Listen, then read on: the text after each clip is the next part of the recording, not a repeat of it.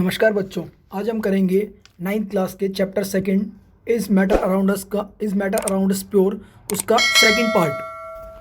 First part में already हम बहुत सारी चीज़ें कवर कर चुके हैं। कुछ डेफिनेशन हमने कवर की थी, एक दो डिफरेंसेस भी किए थे। आज भी हम कुछ इस तरीके से करेंगे। आज हम मेनली इसके अंदर करने जा रहे हैं टाइप ऑफ सॉल्यूशन और केमिकल और फिजिकल चेंजेस के बीच में डिफरेंस क्या होता है, सॉल्यूट और सॉल्वेंट के बीच में क्या डिफरेंस होता है, आपके कोलाइड सॉल्यूशन और सस्पेंशन के बीच में क्या डिफरेंस होता है, उनकी क्या प्रॉपर्टीज़ होती हैं। ये सारी चीज़ें आज के लेक्चर में कवर करने वाले हैं। ठीक है, तो आप बने रहिएगा और ध्यान से सुनिएगा। तो सबसे पहले हम लोग करेंगे फिजिकल और केमिकल चेंज के बीच में डिफरेंस क्या होता है। तो देखिए, फिजिकल चेंज होता है क्या है। फिजिकल चेंज मेनली वो चेंज होता है जो हमको दिखाई दे रहा होता है। केमिकल चेंज के अंदर जो चीज़ें बन रही हैं वो हमको केमिकली पता नहीं लगती कैसे हो रहा है, किस चीज़ ने क्या कन्वर्ट किया, कौन सा केमिकल किस में मिला। फिजिकल में हमारे को बहुत सारी चीज़ें दिखाई दे जाती हैं। ठीक है, तो फिजिकल चेंज में पहले हमारा क्या आएगा कि no new substance is formed. जब कोई फिजिकल चेंज होता है तो कोई नया सब्सटेंस चेंज नहीं होता। जैसे कि अगर बर्फ़ है, बर्फ़ क्या है, सॉलिड स्टेट में होती है। अगर वो लिक्विड बनेगा, ठीक है, तो उसकी स्टेट चेंज हुई मगर कोई नया सब्सटेंस चेंज नहीं हुआ, वो उससे पानी बन गया। केमिकल चेंज क्या होता है, a new substance is formed, उसके अंदर एक नया सब्सटेंस फॉर्म होता है। जैसे कि सोडियम और क्लोरीन जब मिलता है तो एक नया सब्सटेंस सोडियम क्लोराइड बन जाता है। ठीक है, सेकेंड होता है प्रॉपर्टीज़ ऑफ कॉन्स्टिट्यूएंट एलिमेंट्स और सब्सटेंस इज रिटेन। जो प्रॉपर्टीज़ होती हैं उसकी एलिमेंट की है, जो सब्सटेंस है उसकी, वो वैसी की वैसी बनी रहती है। फिजिकल चेंज में वो बिल्कुल चेंज नहीं होती है। जैसे हमने भी बात किया था बर्फ़ का, बर्फ़ अगर पानी में कन्वर्ट हो रही तो बर्फ़ की और पानी की प्रॉपर्टी सेम रहती है। परंतु केमिकल चेंज में क्या होता है, जो प्रॉपर्टी है कॉन्स्टिट्यूएंट एलिमेंट्स की या जो सब्सटेंस होता है उसकी प्रॉपर्टीज़ बदल जाती हैं। तो जो सोडियम क्लोराइड हमने बनाया उसकी प्रॉपर्टीज़ सोडियम और क्लोरीन से अलग अलग होती हैं। थर्ड चेंज क्या होता है, फिजिकल चेंज के अंदर क्या होता है, change does not involve loss और गेन ऑफ हीट। जनरली क्या होता है कि जब फिजिकल चेंज होता है तो उसके अंदर कोई गेन या लॉस नहीं होता है हीट का। ठीक है, यानी हमें ज़्यादा अधिक गर्मी ना देनी पड़ती है, ना उसके अंदर एनर्जी रिलीज हो रही होती है। मगर जब भी केमिकल चेंजेस होते हैं तो उसके अंदर लॉस और गेन ऑफ हीट हो सकता है। May be involve, may not be involve. काफ़ी सारे रिएक्शन हमारे ऐसे होते हैं, जब वो रिएक्शन करते हैं तो जिस कंटेनर में कर रहे हैं वो कंटेनर बहुत ज़्यादा गर्म हो जाता है, यानी बहुत ज़्यादा एनर्जी लिबरेट हो रही है। और कई सारे केमिकल चेंजेस ऐसे होते हैं कि उन चेंजेस को कराने के लिए हमारे को हीट देनी पड़ती है। इन्हीं चीज़ों को हम एंडोथर्मिक और एक्सोथर्मिक रिएक्शन भी बोलते हैं। ये आप आने वाली क्लासेस में पढ़ेंगे। ठीक है, फिजिकल चेंज, जो फिजिकल चेंज होते हैं दीज चेंजेस जनरली रिवर्सिबल मतलब उनको आप कन्वर्ट कर सकते हैं, वापस भी जा सकते हैं। जैसे कि आपका जो इसका फिजिकल चेंज, जैसे आपने पानी से बर्फ़ बनाया, बर्फ़ से पानी बना सकते हैं, पानी से फिर बर्फ़ बना सकते हैं। मगर जो केमिकल चेंजेस होते हैं दीज आर जनरली इरिवर्सिबल, उनको हम चेंज नहीं कर सकते हैं। जनरली चेंज नहीं कर सकते, मगर काफ़ी सारे चेंजेस हैं वो रिवर्स भी करे जा सकते हैं। ठीक है, तो पहला आपका ये हो गया फिजिकल और केमिकल चेंजेस। आई होप आपको समझ में आया होगा। ठीक है ना। अब नेक्स्ट हमारा आता है difference between solute and solvent.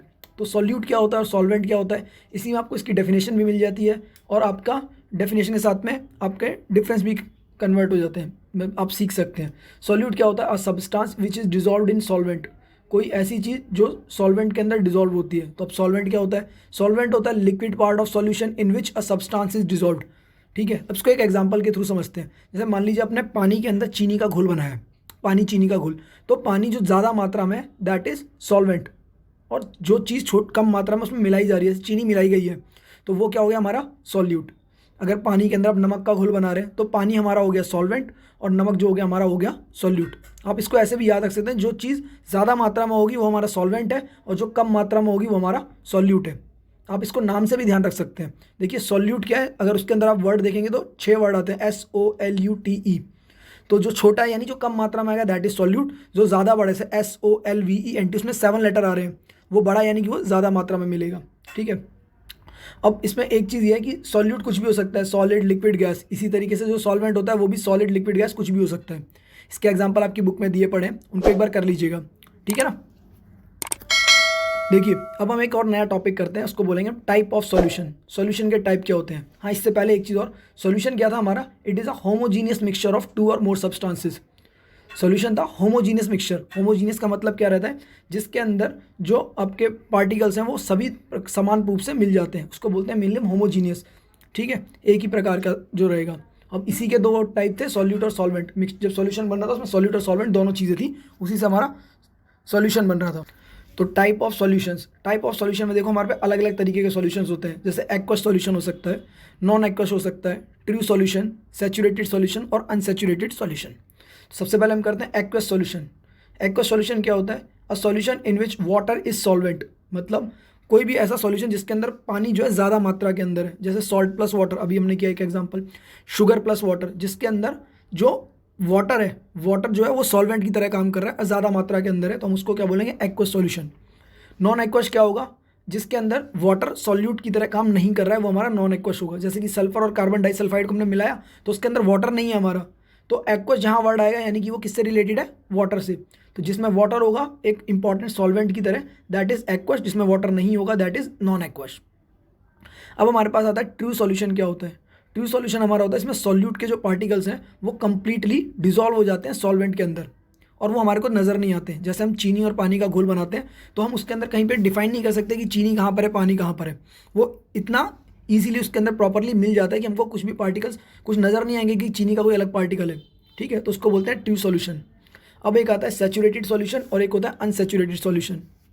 तो सैचुरेटेड सॉल्यूशन वो सॉल्यूशन होता है जिसके अंदर no more solute can be dissolve at a given temperature. किसी भी दिए हुए तापमान पर उसके अंदर हम और ज़्यादा सॉल्यूट नहीं मिला सकते हैं, वो होता है सैचुरेटेड सॉल्यूशन। और अनसैचुरेटेड क्या होता है? किसी भी गिवन सॉल्यूशन टेम्परेचर पे हम उसके अंदर और चीज़ें मिला सकते हैं। वापस आते हैं हम अपने शुगर और वाटर वाले एग्जाम्पल पे। तो मानिए आपने एक बड़ा गिलास पानी लिया, उसके अंदर आपने 1 चम्मच चीनी डाली, तो वो आराम से घुल जाएगी।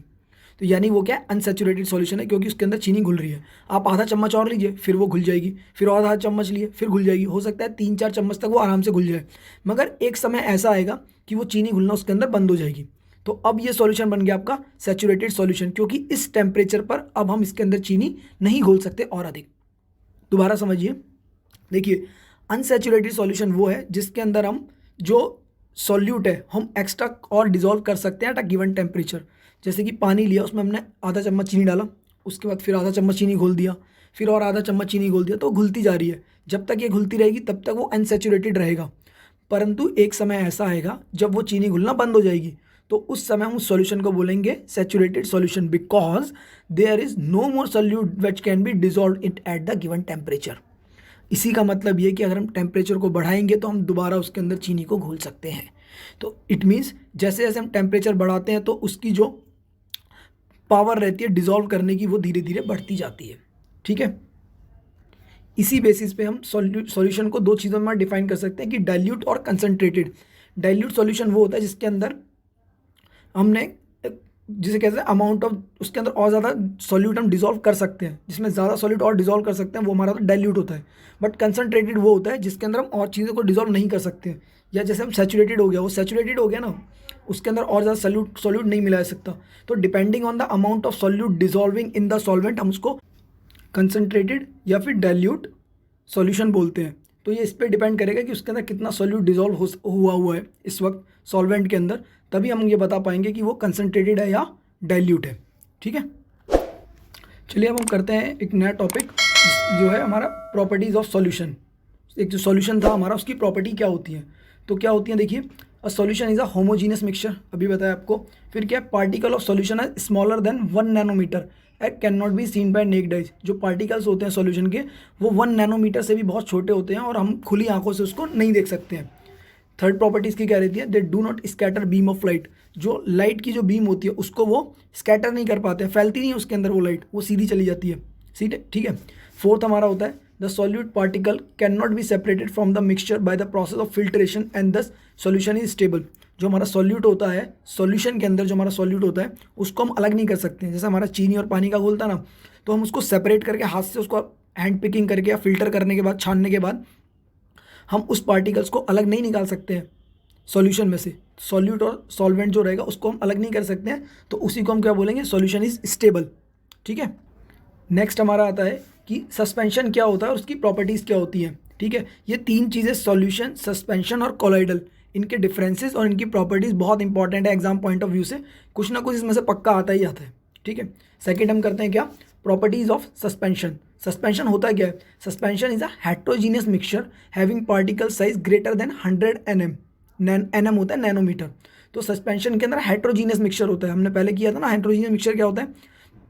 जिसको हम फिल्टर प्रोसेस से हम अलग भी कर सकते हैं, ठीक है, और उसके अंदर पार्टिकल्स होमोजीनियस नहीं होते हैं, तो और उसके जो पार्टिकल्स होते हैं उसका साइज 100 nm से बड़ा होता है, ठीक है। The particles of suspension can be seen by naked eyes, और जो इसके पार्टिकल होते हैं सस्पेंशन के उनको हम नेक्ड आई से देख सकते हैं। जैसे मान लीजिए हमने पानी के अंदर रेत मिलाया है, तो वो हमारा हेट्रोजीनियस मिक्सचर होगा, या मिट्टी मिलाई हमने, घास के कुछ कण डाल दिए, तो वो हमारा क्या रहता है, हेट्रोजीनियस मिक्सचर, उसके पार्टिकल्स को हम देख सकते हैं आंखों से, ठीक है। एंड इसकी एक प्रॉपर्टी और होती है कि this particles can be scattered a beam of light, तो ये जो पार्टिकल्स होते हैं ये बीम ऑफ लाइट को स्कैटर कर देते हैं, ठीक है, और इसीलिए ये सॉल्यूशन क्या होता है हमारा, अनस्टेबल होता है। जैसे सॉल्यूशन जो था हमारा वो था स्टेबल, मगर जो सस्पेंशन हमारा होगा वो क्या होगा हमारा, अनस्टेबल। अब हमारा कोलाइडल सॉल्यूशन क्या होते हैं और उसकी प्रॉपर्टीज़ क्या होती हैं।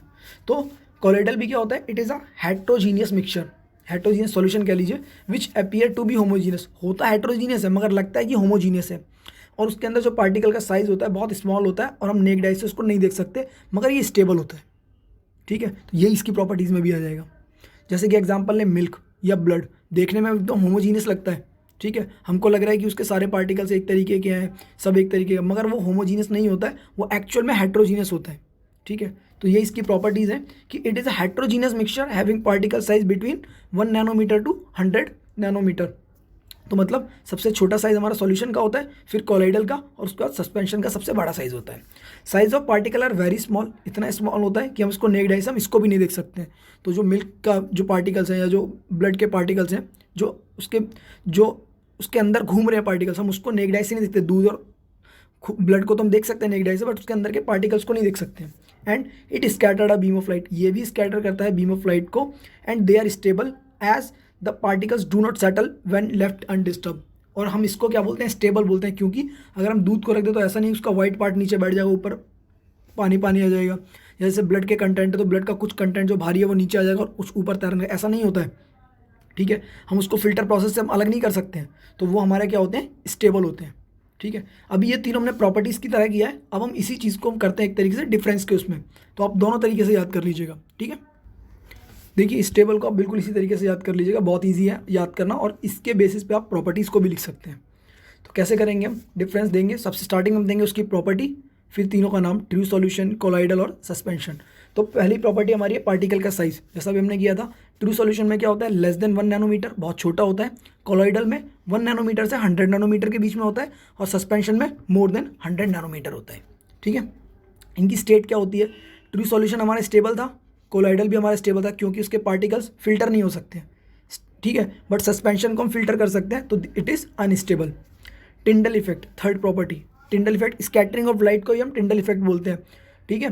तो इसमें क्या रहता है, ट्रू सॉल्यूशन के अंदर टिंडल इफेक्ट शो नहीं करता है या स्कैटरिंग ऑफ लाइट नहीं करता है, कोलाइडल और सस्पेंशन के अंदर स्कैटरिंग ऑफ लाइट होती है, ठीक है।